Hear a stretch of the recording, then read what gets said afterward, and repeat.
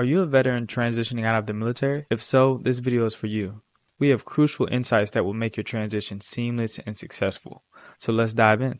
None of what I'm about to share should be done in any particular order. It's really based on your situation. Start with the available resources on base.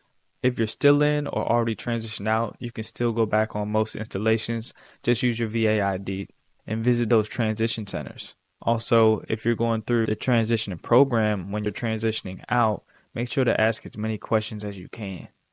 And don't be afraid to visit other installations and see their transition centers. Every transition center has, of course, different employees. So when you get in a conversation with another employee that has access to a plethora of resources, most people are going to talk about what they are more excited about. So if you talk to somebody on this base, let's say Fort Myer, and they're going to talk to you about a few different things and maybe what you're interested in. And then when you talk to somebody on Fort Belvoir, which are both in my area, then they're going to tell you about something different as well. Or they may have different resources to offer since they're a totally different base. Also, think back to when people have given you good transition advice and reach out to them and get more information. Everybody has someone that offered them good advice. And if they don't have a lot of info when you reach out to them, find out who gave them that info. Find the source. One of the most important resources that my transitioning program told me about was in any state that you're in, there's a Department of Labor, and they can help you find a job or any other benefits that you may need. Well, for me, I live in the DMV area, and there's, of course, that's DC, Maryland, Virginia. So I had 3 different Department of Labors I could tap into. With DC, it's called DOES, which is Department of Employment Services. Then you have Maryland, which is American Job Centers.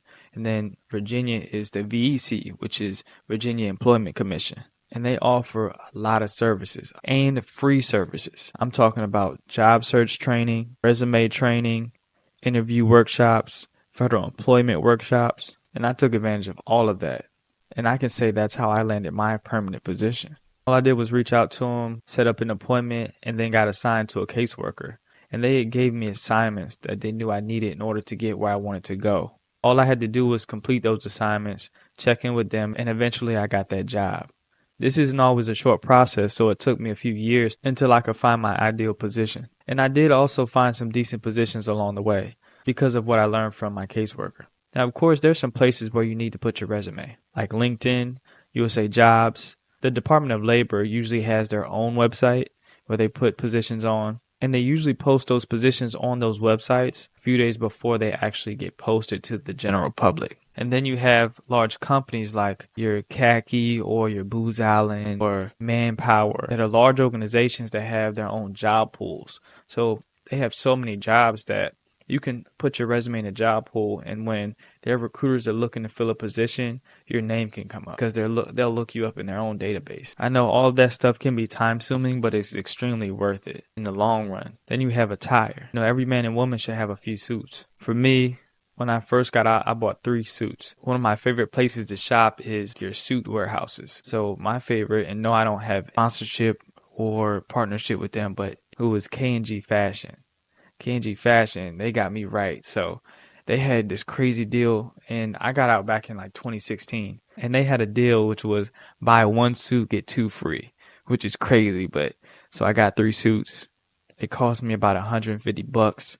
And then, of course, it was those tailor fees that tacked on with that. They can add up, but they're extremely worth it because there's a big difference between a tailored suit and a suit that isn't tailored. A suit that's baggy around the legs, the blazer doesn't really fit like that. No bueno. And I'll show some pictures to show the differences between the two, because you definitely want things like, you want to make sure the shoulders fit, the waist is decent. It doesn't have to be super tight. You want to have a little bit of room, so just in case you gain a few pounds or lose a few pounds, it doesn't look crazy on you. You want to make sure your arms are good, like they're going all the way to your wrists. Your pants are at the right length where it's supposed to sit on your ankle. Getting your pants tapered, which makes a huge difference. And I'm talking about specifically around your ankle, not too tight. For women, pantsuits, throw in skirts, neutral color pants, and a nice blazer with a little bit of flare, and then a neutral top. Also with shoes for guys, there's a few different tiers of shoes that you can get, such as my favorite is Kohan. They're not super duper quality like your Johnston & Murphy or your luxury brands like Ferragamo, but they do the trick and they're extremely comfortable. And you're probably going to spend a little over $100, maybe like $150. Then you could work your way up to like a Johnston and Murphy where you could keep those shoes for a decade and just go to the shoe cobbler and switch out your soles every couple of years. And then for women, it ranges. So you could wear like boots, especially in the winter time, like right now. And then you have like your flats, like your leather and suede loafers, which is what my wife tends to wear. Every once in a while, she'll wear heels. And then, of course, for both men and women, you want to have a nice jacket in the winter time, like a nice pea coat. And all of these things I got from K&G besides the shoes. Now, hold on a sec. I created a strategy guide to help you with your VA claims, and it's totally free. I left a link in the video description, and you can find another link in my channel's bio. Now let's get back to the video. Then you want to game plan your career. Are you staying in the same career or are you moving to a different one? I was a combat engineer, which was like infantry. And of course that doesn't translate into the civilian world very much besides law enforcement. And law enforcement was the last thing I wanted to do. I wanted a job that was more safe and that had the possibility of paying more. So I changed my career to IT. It took me a few years to get to a point of being competitive in the job market. I went to college for a year and then I realized that I didn't need to spend another 3 years to get a degree. So instead I went for some certifications. In IT, they hold just as much weight in some areas as degrees. I also went to a trade school and got some hands-on experience. Now it did take me a few years to get to a point where I got the ideal position, but it was worth it because I probably wouldn't have gotten hands-on experience in college. Now, this isn't advice to you. It really depends on how you want to play it. I know the GI Bill came in handy, and if you're still in, you have tuition assistance, which is separate from the GI Bill. You could potentially use your tuition assistance and then get out and start using your GI Bill, and then you can use your vocational rehabilitation if you become a disabled veteran. And this way, you would maximize your education benefits. You could get all the way to a doctorate with these benefits in certain professions. The great thing about your GI Bill is that it can be used for education and OJT, such as internships that pays based on your location. Now, you won't get rich off your GI Bill per diem, but it's something that maintained my living expenses for the time that I was using it. Certain schools like UMBC, which is of course in my area, offered a mix of OJT and college courses. Now, I ended up not going through with that. There may be programs out there for your profession. It just takes time researching and networking. Don't be shy to visit your nearby colleges and ask them what they offer. Most colleges have a veteran cohort. Find that cohort and speak to their leadership. They're usually a great resource. The college I was going to when I first got out was Montgomery College, where I submitted my first VA claim. I had no intention, but the leader of the cohort said to do this.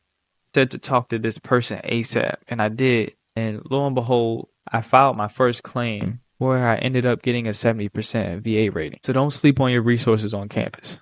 Then you have job placement programs. I'll post a link to some of the programs in the description of the video. It really depends on your location. So you definitely want to Google search these types of programs. Maybe Google search veteran job placement programs or veteran job assistance programs so you can find what's in your area. Some of these programs include Hiring Our Heroes, Heroes for Hire. Then I believe Wounded Warrior Project had something. I landed my first job through Hiring Our Heroes. At the time, they had a 6-week OJT program that led into me being hired permanently. No one else was giving me a chance at that time, so I'm extremely thankful for that program. Then you have networking. Networking is crucial because I believe people get placed in jobs more so because of the people they know.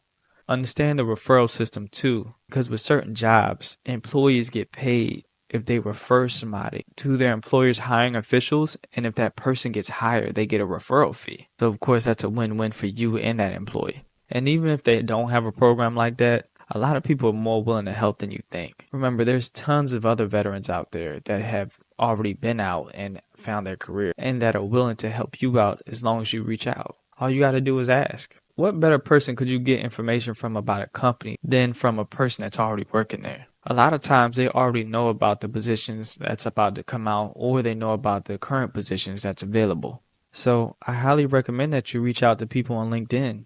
Just start an organic conversation. See where it goes. Let them know your story. You're going to be getting out soon, or you're out and you're looking for positions in so-and-so field. Reach out to recruiters. Reach out to big wigs in companies, CEOs, CFOs. The worst that can happen is that they don't respond.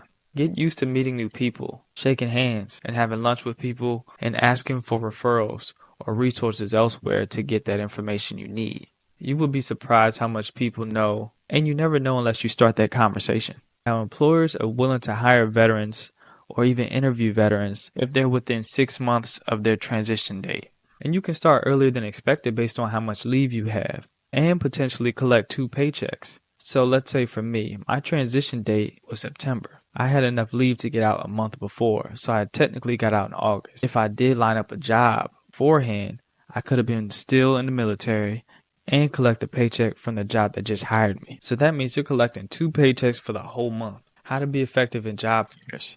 Networking becomes a great benefit at job fairs. When I got out, for at least the first couple years, I didn't pass up a job fair opportunity because I knew there were plenty of jobs available, and what easier way to get one than to chat with a hiring professional. Mind you, I probably attended over 100 job fairs, or at least it felt like it. And I didn't want to go to half of them, but I pushed myself to go anyway. And now that I recall, I don't think I've ever been actually hired through a job fair, but there were a few things that I've gotten from job fairs that were crucial to my career and professional development. And that was creating relationships, because one of those relationships could have led me to having a job. So if I'm going to job fairs consistently, they're going to start recognizing my face and witness my perseverance, because a lot of people quit trying. We veterans don't quit. Another great thing about job fairs is not just networking with employers, but also with the people there, because they're in the hunt for jobs as well. And they have a lot of great information on hand. And theoretically, the people that you meet, y'all could group up and share resources amongst each other. So let's say you're at a job fair and you have a conversation with someone, and of course they've been to a bunch of booths too.